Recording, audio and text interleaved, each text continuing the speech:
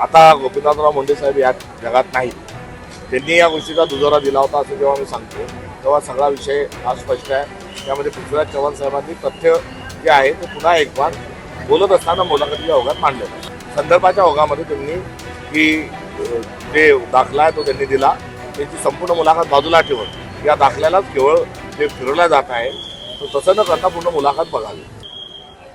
भिडेवाडा या ठिकाणाहून या जनसंपर्क लोकसंपर्क आणि जागृती अभियान आम्ही सुरू केलं आहे आणि आज चंद्रशेखर कदम आमचे महापालिकेतील गटनेते यांच्या प्रभागात अर्थात कोथरूड विधानसभामध्ये कार्यकर्त्यांची बैठक आणि या ठिकाणी सभेला उपस्थित राहण्याच्या अनुषंगानं आव्हान करण्याकरता आम्ही आलो होतो. लोकांमधला उत्साह आपण पाहत आहात. विद्यार्थी भरभरून त्या ठिकाणी येतात आहे. विद्यार्थी स्टेज मंचवर बसायला लागले आहेत. चौबाजूने लोक यायला लागले आहेत आणि या ठिकाणची उपस्थिती आणि जो प्रतिसाद आहे हा या भारतामध्ये परिवर्तनाची नांदी आहे. एवढंच या निमित्ताने आज सांगेल. 22 तारखेला पुण्यामध्ये राहुलजी गांधी कुठे सभा घेणार त्याबद्दल काय सांगता येईल? त्या सर्व गोष्टी अंतिम होत आहेत.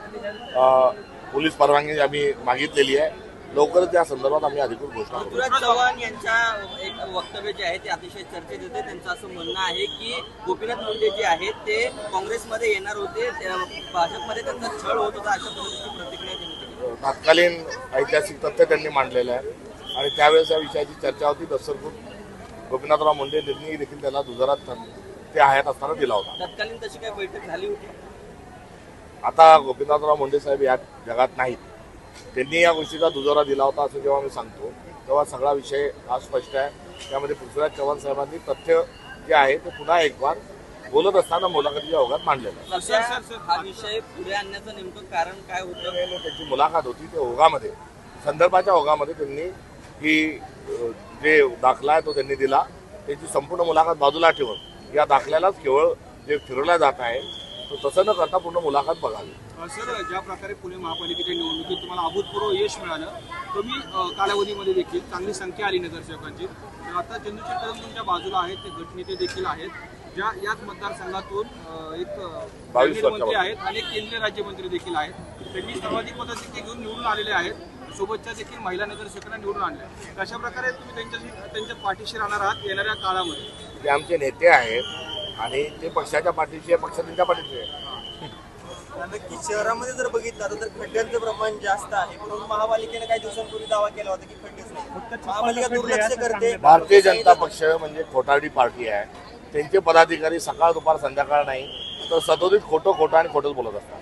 सर, विरोध में वंदे मातरम का वापस से मुद्दा उठा रहे, कल 15 अगस्त हुआ है सर. देखिए, जो दल ने उनके संस्कृति में जिनका जो वारिस जिनके पास कहलाते हैं उन्होंने कभी वंदे मातरम कहा है नहीं था. तो वंदे मातरम जो है उस वक्त प्यार है, पुतना मौसी का प्यार है एक तरीके से, मैं ऐसा कहूंगा.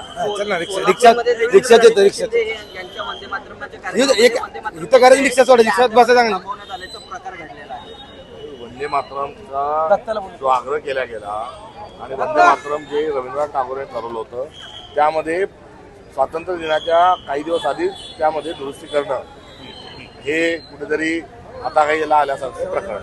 देवेंद्र फडणवीसांचा एक व्हिडिओ व्हायरल होतोय झेंडावंदनाच्या दिवशी, ज्यामध्ये ते बोलतायत की वतन तेरी कसम की जगह ते म्हणतात सनम तेरी कसम. गाणं म्हणतायत, वतनचं गाणं असलेलं, देशप्रेमाचं गाणं असलेलं, त्यामध्ये वतनचं सनम म्हटलं. त्यांना देशप्रेम त्यांचं भागली आहे आणि त्यांना देशप्रेम नसल्याचं या निमित्ताने सिद्ध होतं. अभिजित टिपकेंकडून खरं तर स्कूल ठीक करो हे अभियान राबवण्यात येत आहे. खरं तर ग्रामीण भागातले जे पडक्या शाळा आहेत त्याचं वास्तव सध्या समोर येताना पाहायला मिळतंय. काँग्रेस याबाबत कधी आवाज उचलणार? काँग्रेस आवाज उठवायचा विषय काँग्रेसने सर्व शिक्षा अभियान जे आणलं होतं त्या अभियान हे नेमकेपणाने शाळा दुरुस्त करण्याचं होतं.